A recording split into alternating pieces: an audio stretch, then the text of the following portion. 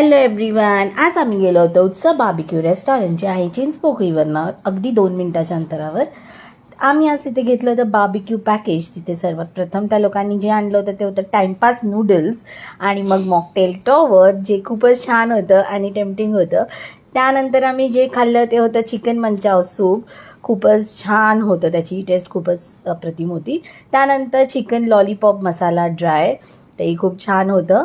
त्यानंतर माझं favourite prawns Koliwada and crab lollipop, ज्याची स्टफिंग खूपच छान आणि फिलिंग होती. त्यानंतर चिकन टिक्का, 3 प्रकारचे टिक्का होते.